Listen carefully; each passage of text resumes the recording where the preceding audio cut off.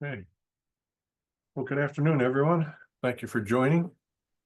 I'd like to call this meeting of the Tweed New Haven Airport Authority Environmental Stewardship Committee to order, February 18th, 2025, and it's currently about 2:04 p.m.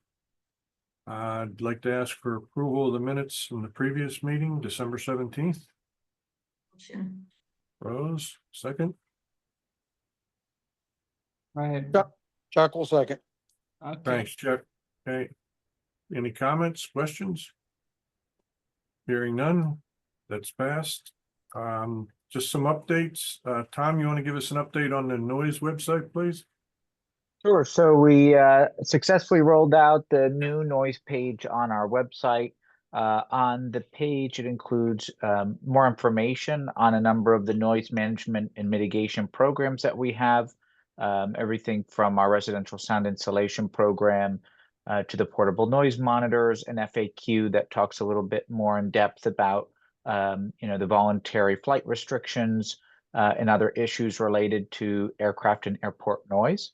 And so that page on our website also serves as a kind of landing ground or a portal for members of the community to access a few different things. One, our WebTrack dashboard, which is the live dashboard that allows everyone to see local aircraft activity. And so, for example, if you saw an overhead aircraft at 2 p.m. on Monday last week, you could go into the dashboard, you could type in that date and time, and it'll tell you exactly what was in a sort of local airspace at the moment you select.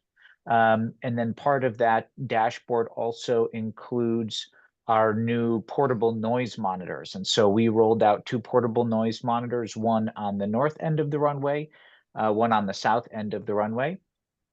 And those noise monitors provide decibel readings for both arriving and departing flights as they pass overhead or near to those monitors. It's a fairly sophisticated piece of equipment as well, and so they subtract, sort of what the sort of industry term, I guess, called a community noise. So if somebody drove by in a motorcycle or a dump truck or honked their horn, it knows what is and what isn't aircraft noise. And so those noise monitors are out. We also rolled out a form for members of the community to submit a request to have those portable noise monitors eventually positioned at their homes or possibly commercial properties. And so that way we can continue to move these portable noise monitors, not just in the airport, but around the airport as well. And that's going to help us in the long term better understand, analyze, and look at our noise exposure. And then eventually we'll be able to use that data to inform the eventual creation of a community roundtable, which will be the sort of official platform for us to explore solutions with the FAA on possibly changing overhead flight paths as a way to mitigate some noise exposure. But again, this is just sort of step one in a much longer term process of not just building out our noise function here at the airport, but getting more sophisticated on our understanding of the issue. So I know that was a lot of information all at once, but happy to take any questions. I have one. This is Chuck. So when you're gathering this data, is it a kind of a per incident set of data that you're looking for, or are you generalizing over a period of time to become somewhat of an average and then use that average to make some decisions down the road? Yeah, so a few different things. One is, for us, part of that is just also understanding where these noise concerns are originating from. So this tool will allow us to look at a map, see where those noise reports, noise inquiries are physically coming from on a map, and then those noise monitors they measure the individual instance of sort of what we would call a noise event. So when an aircraft passes by the noise monitor, it provides a sort of a sound reading. And then that sound reading, if it is above or below a certain threshold, usually it's called a 65, LDN, yeah, DNL. what LDN, DNL. And it gets a little bit complicated, so excuse me. I'm also still, learning throughout this process.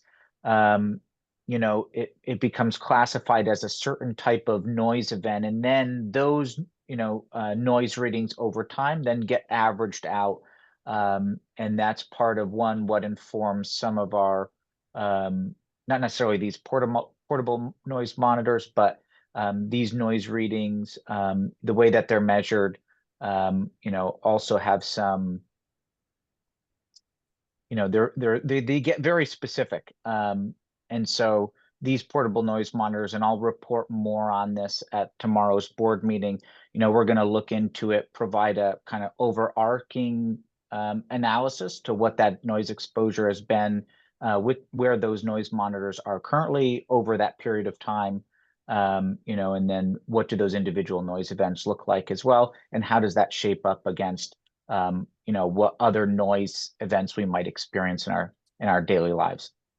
Okay, great. Thank you. Tom, I have just a quick Tim? question. So have Sure. you gotten many inquiries from the public in regards to the website or submitting the form? Yeah, well, so I People wouldn't actually say, using- so go ahead. No, I just have people actually using it, aware of it and using it. Yeah, and I'm actually very happy about that. So definitely people have adapted well to it. And one of the things that's important about this new tool is that when residents make inquiries or noise reports, they can associate those reports to an actual aircraft. So we know, okay, it was this plane at this time over there. Whereas some, and this was part of that transition, right? So as they came in the past, we would get a noise report, but you have a general time frame. You're not quite sure, what the source was, and so this helps us get a lot more granular. Yeah, you're able to target it better. Exactly, and people have adapted really well to it. But I would say that I wouldn't say we've gotten a lot of, but that's also consistent with even the previous reporting. And how are A they made handful would aware come that in. it exists? That they have Yeah, this so opportunity? a couple different ways. One, we shared this information during the public meetings that we had for WebTrack when we rolled this program out. I've previously shared updates at prior board meetings. And then as well on our website, one of the things that we did was make this noise page really visible on the main page. So right when you land on flytweed.com, there's a button at the top which says noise, so it's accessible from the main page. And then where people would normally go, prior to this transition to submit a concern or a complaint, that's been adjusted as well so that it makes a little bit more explicitly clear that we've separated these two now. So now noise concerns are a separate portal. Everything else still goes through VOC, which is what people are used to. So, I mean, to be a little progressive or outreach, would you consider, Tom or both Toms, doing a mailing in the catchment area of the neighborhood so everyone gets informed in their mailboxes and are unaware they're not at a public meeting, they're not attending the board meetings, and they don't know where to turn, but maybe a mass mailing to the general noise area catchment boundaries might well, definitely will make people more aware, and they'll know where to go in case they have a complaint, so Tom doesn't get buried with phone calls every day from people in the area. They'll know where to go. Mass mailing, I don't know what the like a boundary flyer is or on, something. but might Yeah. make, I got my political hat on, what could I say, trying to get votes here, but You're right. it might be not a bad idea that you might consider. Yeah, I think that's part of, just kind of a broader conversation that we can look into just, ways we could make visible, Outreach. Yeah. a lot more of these tools that we have available and, whether it's in that form or something else that makes sense for the community. Yeah. Something we're always looking into. So definitely Yeah. appreciate the feedback. Yeah. And as the project moves forward, does obviously the catchment area gets larger will there be noise mitigation or information in the areas when the airport does and will expand? Yeah, so and I see Michael, you had unmuted. I don't know if you had why don't you jump Oh, in, no, but go ahead. Just keep going with I yeah, mean, play into kind of your round table as you kind of advance that round table. So just go ahead and maybe talk about that. yeah, and exactly. And so, there's a couple of things. One, there's a couple different things. So, I mean, I guess one is there's our catchment area of our market that we serve, which is, Southern Connecticut. Then there's the area that might be exposed, might have noise exposure to the aircraft activity. And that's what's also interesting about this platform is that it also helps us understand, and this is the point, right? For us to understand better where those areas are. Because sometimes they are not where you would expect them to be, and then are somewhere where you would, so I would say that, as we grow, an increase in, air traffic, without, prior to what would be the eventual creation of a roundtable, this is going to be the program that allows us to look at what that is, but over time collect that data. And so let's say a lot of the inbound aircraft, one might be coming in from that way, one might be coming in from this way, and then that might affect a much broader range of residential homes or commercial properties or whatever it is. But over time, we'll be able to look at that data and say, okay, well, all of these people, all these homes have to some varying degrees noise exposure.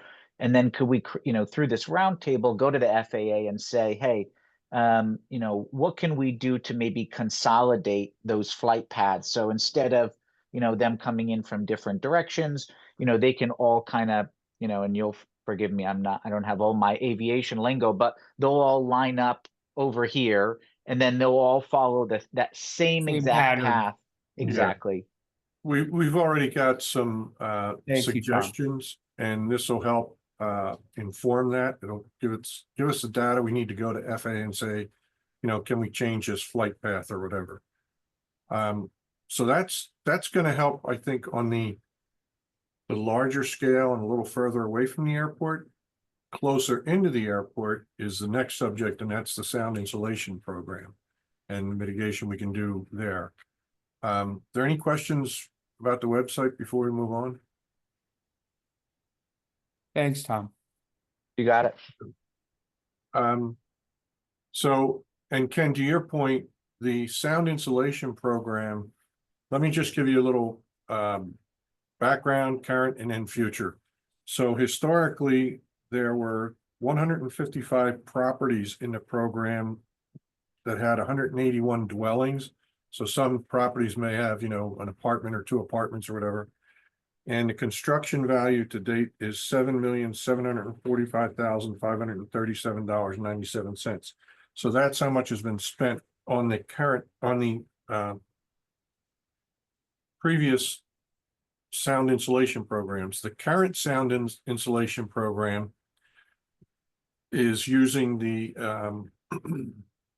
modeling from the EA, and they've identified 12 homes. However, the FAA only had enough funding for, we believe, about 6 homes, and that's making an assumption that each home will use about $100,000 in improvements. So we're going to go as far as $6 million will take us in this phase, and then the next phase will be, until we complete all 12 of those. Subsequently, we have committed, and it's in our CIP, to do another Part 150 study. That will be done after the runway is expanded in the future operations, so that we can identify what impacts they have on the community. And if there are additional residents that need insulation, then we'll continue that project accordingly. So that's kind of a brief update on the sound insulation program where we are. And additional funding, again, depends on what's gonna happen in DC and Well, yeah, and programs being cut, and not that we have any control over that, but no, but we've been fortunate. We've been told by the FAA that they're going business as usual until somebody gives them the stop order. But stay Um, tuned. in Stay fact, tuned. yeah, exactly. Right. But one other quick update, there's a new requirement or a couple requirements that the firm has to use. And it was going to, it extends the design period, if you will, or investigative period by about 3 months. They're working to consolidate that. We had a meeting with FAA last week, and we're waiting for an answer back from them on whether or not we can use certain parameters from the previous programs that will help condense that to, keep this program on track. We don't want it to go beyond, the construction estimate, I think right now is sometime in the spring to begin. So we want to get that moving. Thank you. And just throw in two quick, Tom, and sorry if you had said and mentioned, but we had gone back and looked, and so I think by the end of this decade, so by 2030, since these programs have started, it'll have allocated roughly $20 million in sound insulation. So it's interesting to see that kind of big picture number, as we move into this next round. Okay. Okay. Moving on. Tom, you have an update on the HEPA filters or? Yeah, so we're pretty in sync with the city. As we move forward, just sort of in finalizing what the next steps are for deployment. And so we're working with the city just to kind of tighten up these last steps, and then we'll provide a report to the board and to everybody about the scope and details of the program, what's included, who qualifies, and what that rollout looks like, as well as what a rollout timeline would look like. But I don't know if there was anything, Giovanni, on your end, but I just think we're finalizing, and we'll have more to share, once we nail down those final details.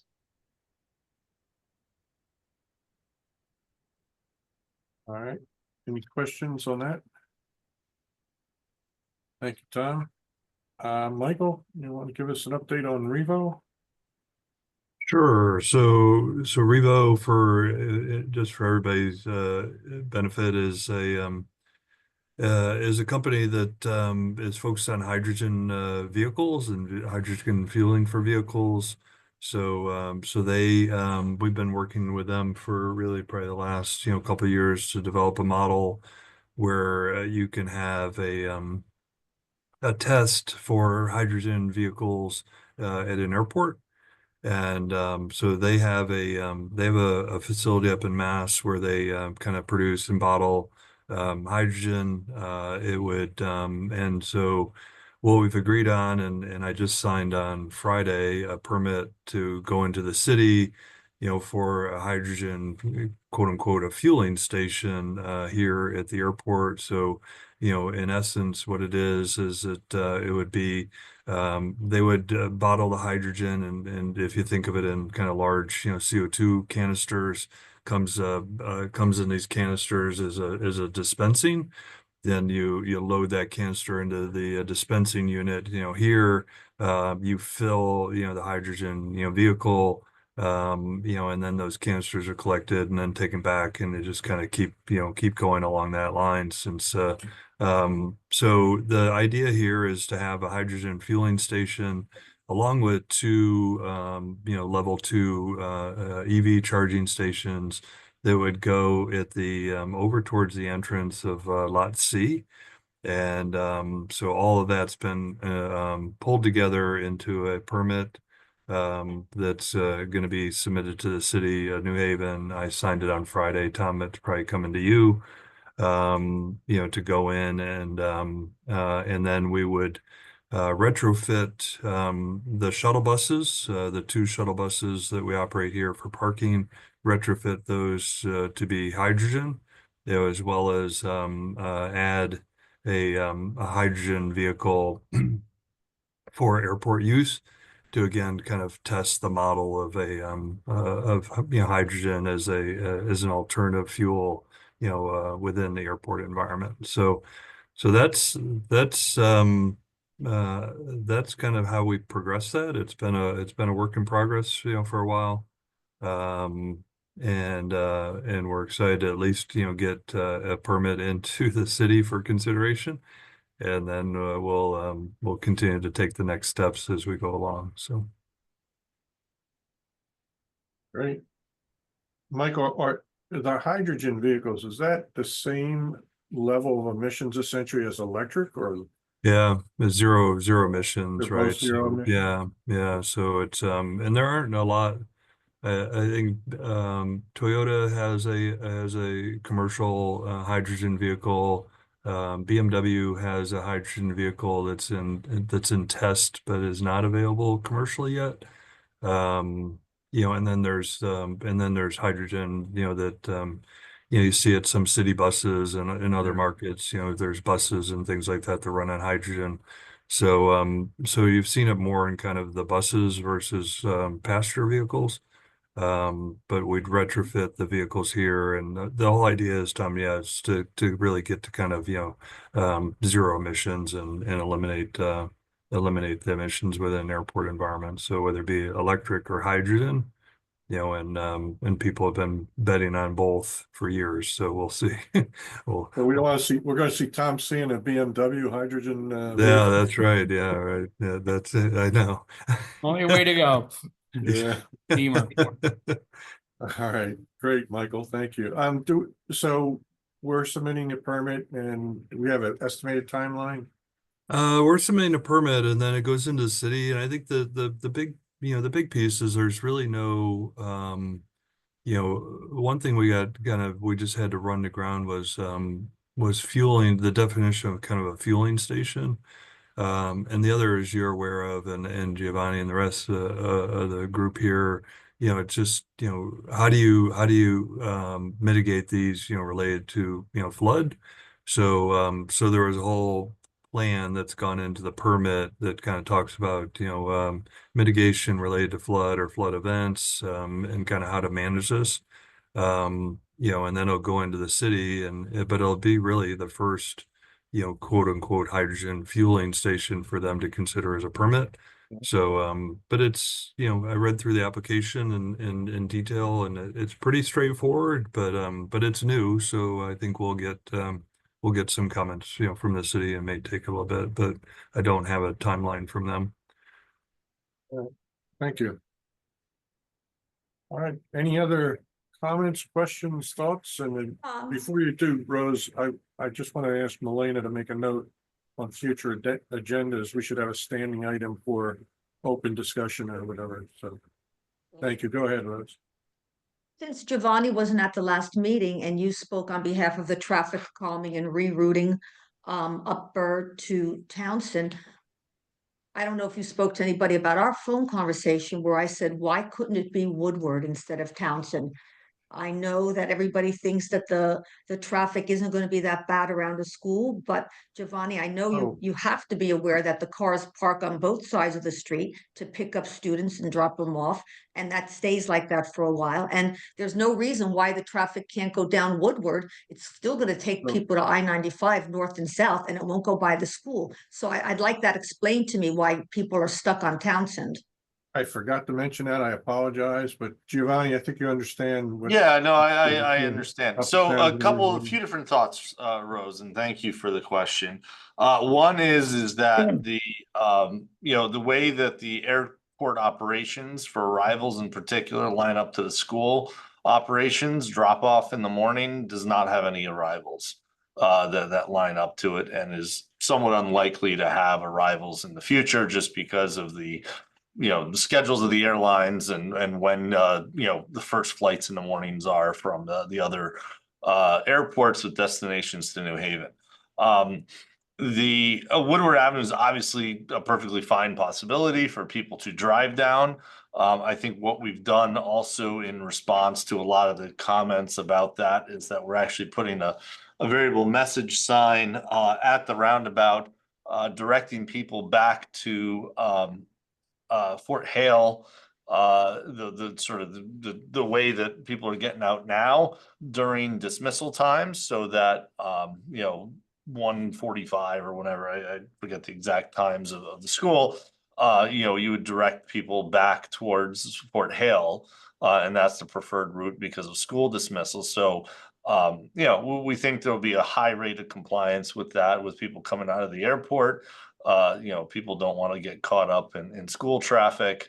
And so really during, both drop off and pick up from school, we would really don't expect much in the way of traffic on Townsend Avenue, due to this, traffic shift. However, the other 23 hours of the day, or, a very large majority of the time, the neighborhood can, take advantage of the fact that the traffic is better distributed. Can you put signage up at the entrance to Woodward Avenue off of Townsend that basically says I-95, so that people then can be directed down Woodward? Because there's no sign there now. Right now it's welcome to Morris Cove, that pretty little wooden sign.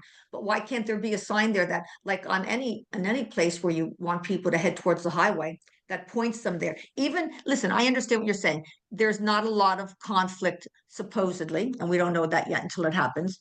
And Tom's already mentioned that there will be more flights in the future, so who knows? So we don't know what the conflict will be with schools, the school children and the parents, but it's also the buses. They tie up Townsend at those times because there's so many buses. I don't understand why it's even on the table. I really don't. It's when you go down Woodward and you come to Main Street, and you go down Townsend and you come to Main Street, you could walk in 10 seconds from those two intersections. So what's the big deal of rerouting people to Woodward? Yeah, I mean, Townsend Avenue is the state route in the area and meant to be the highest traffic one. I'm sure the people on Woodward Avenue, like the people on Townsend, all would have opinions about this. I think the best answer is all of the above, right? The more that you spread the peak out, the less noticeable it is to anyone. I live right off of Townsend Avenue, and I know what the traffic is like coming down Townsend Avenue. I've been fortunate. I've really not experienced any backups on my street, Soundview Terrace, for those of you that don't know exactly where I live. Other than like beach traffic in the summer, which is obviously very, when the beach closes, you get a sort of a really big pulse, and then sort of that's it. But I mean, I think Woodward Avenue as well has capacity, and can be used, and I'm sure as we see the traffic patterns develop, we can. As far as signage goes, we'd have to talk to the state about it because it's a state road, so we can't just go putting up signs on their roadway. But it's something we can look into with them. And Townsend Avenue, it does have the capacity outside of those very constrained hours to take a lot of this. So, 4 o'clock in the afternoon, for example, 5 o'clock in the afternoon, that's, Townsend's probably the best option going through there. There's no activity at the school. It's, sort of the direct state road through there. It is, and it is a straight line, and Woodward has the circles which slow it down, but that's actually a plus. So Right. then, again, hypothetically, why couldn't it be that if you're going south on I-95, you go down Woodward, and if you're going north, go down Townsend, and at least split the traffic that way to some extent? The whole point is to try and have less traffic on any of the residential roads, right? I mean, that's the goal. So why wouldn't we want to try and spread it out if we could? Yeah, I mean, I think those are all possibilities to think about, and see how the traffic develops. To be very blunt, I hope our biggest challenge is whether we have more traffic on Woodward and Townsend, right? I mean, those are two fairly large streets. I think these are all good ideas on how to spread traffic. I think it speaks to the larger what we're trying to do here in the interim before the east side traffic pattern comes into effect with the new terminal, is to find ways to reduce the size of the peaks that any one area experiences. So I Right, think all of this exactly. makes sense. No, exactly. I think we should try and look at it in multiple ways instead of just redirecting traffic. And again, even if there isn't a lot of school activity affected in people's minds, because I'm hearing it from a lot of the community. It's a school, it's children, it's buses, it's parents. They don't like it. I mean, there could be protests in the future. They could hand out flyers to the school parents and say, how do you feel about this? Right to the mayor. I mean, I think it's a bigger issue than you guys are taking serious. I mean, you're taking it seriously. I don't mean to be offensive, but then you're actually considering. I think it's a bigger issue in this community than you realize.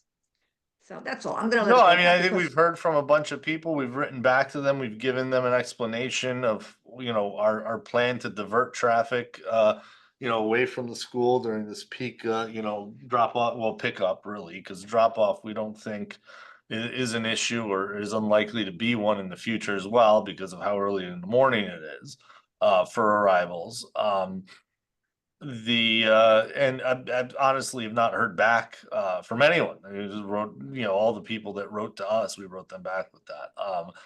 I think it addresses the peak moment concern at the school, which is during pickup. And that's a very important time. And other than that, during the school day, really, I don't think there's much of an effect on the operations of the school with, I think it works out to be something like, a 10% to 15% increase in vehicles potentially in the peak hour, which is, gets to the point where you're getting pretty close to the noise in terms of signal. In traffic engineering. So, I think these are all very good ideas. We'll look at all of them and see. And then I think also we want to make sure that when we do this, we're responsive and, also impress on the people exiting the airport to pay attention to the variable message sign.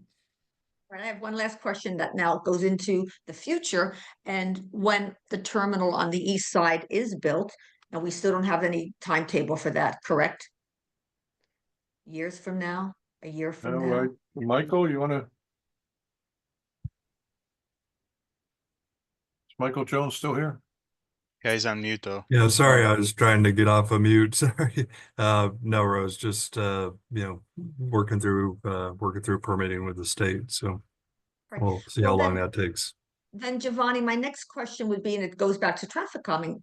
At some point, everyone assumes that the terminal is going to be built and traffic will also now be leaving the airport on that side, on the East Haven side, they'll have their share of issues to deal with, I know as well. Would traffic still be able to leave? I mean, you're building this roundabout by Burr. You're building this thing for people to exit or pick up or whatever. Would now they be able to use both sides of the airport, which would also reduce traffic in any one area for East Haven or New Haven if they had multiple ways to get in and out? Or will this new roundabout you're building and spending money on become defunct?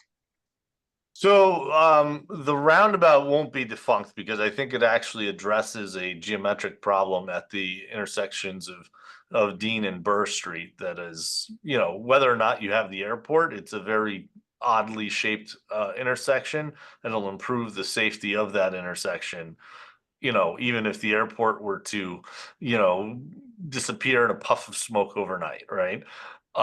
In terms of what the operations are in the future. I think we would imagine that the a lot of the traffic is on the east side. Obviously, we haven't seen final plans or anything, so I feel a little out of my depth to comment on something that is in the future, and I haven't seen any plans on that. Engineers typically like to see plans, but yeah, I don't. We don't anticipate significant traffic through here. For sure in the future, as the main access to the airport is on the other side. But you'll still be able to access it. And again, it comes down to people's habits, GPS and signs. You can put up all the signs you want, but if the GPS tells you another way, you're gonna sometimes follow that. And others with local knowledge are gonna follow their own routes. But yes, Rose, you'll have the ability to come and go to the new terminal from this side as well. There'll Yeah, also but still be the I'd agree parking with areas, you. right? What's that, Bruce? Will you be getting rid of the parking areas that are there now? Because I think a lot of them are for the people working there, or will that also be moved to the other side? In other words, is everything leaving New Haven side to go to the other side, or is it going to be split on both sides of the airport? No, I think there's all kind of TBD on kind of what happens to the existing terminal and kind of the operations there. I think that'll evolve over time, but you may have some employees over here, you may have some offices that still stay here. But I agree with Giovanni that, I mean, my office kind of looks out at, Lay Street and Dean and kind of, and Burr, and it's just a very odd, it's an odd configuration. So I think the roundabout in general just helps with that configuration, and roundabouts, just in my transportation history have proven to just kind of reduce, speed and speed along Burr, which I know talking to Sal DeCola, that was always an issue too. So, Yeah. so I think the roundabout wouldn't be defunct. It would just kind of serve to kind of correct some of the geometry, as Giovanni said, of that intersection. So. If Well, I could again, it just would be chime in, nice. this Go this ahead. is David Valentino. Naturally, what happens is most of us come through from the city core to, Townsend, and then we end up taking a left onto Fort Hale. And I know that's been an issue. A lot of people have complained about that. And what I'm hearing is that we're trying to move the sort of flow of traffic down towards Burr and Lay. Is that what this is mostly about? Because the Or in natural, Townsend. No, we're changing the exit for arrivals and a lot C, which is a large parking lot further down. But coming to the airport and exiting the airport from the departures area and associated parking would continue on Fort Hale Road. Yeah. Basically, it shifts about 30% of the traffic off of Fort Hale Road Yeah. and to this to this new exit. And what it does is that it helps reduce some of the peak loads that you see on Fort Hale Road that some of our residents have trouble getting out of their driveways and things like that. Yeah. It also there's some pinch points in the interior circulation of the airport that this alleviates as well. And so we think it'll just create better flow and circulation both within and without the airport. So just to piggyback off that, so I live in City Point, and so what I do is I Uber over, and what's ended up happening is you can't necessarily Uber from the airport, and so we have to walk off the airport property, and we end up walking up Fort Hale. Is that something that's being addressed, like the licensing or something? There's some issue with You can take Lyft. So Lyft and Uber, same thing. So just take a Lyft and Lyft delivers to the airport. So. So yeah, so I was just saying, is there a reason why Uber isn't allowed, but Lyft is? Is there like some sort of Yeah, I legal mean, clause? it's just a contract issue that, Okay. we haven't come to an agreement with Uber, but, Lyft and M7, service the airport. And then we're also going to have a deal with Via, which is a micro transit program. They'll service the airport as well. So. Okay.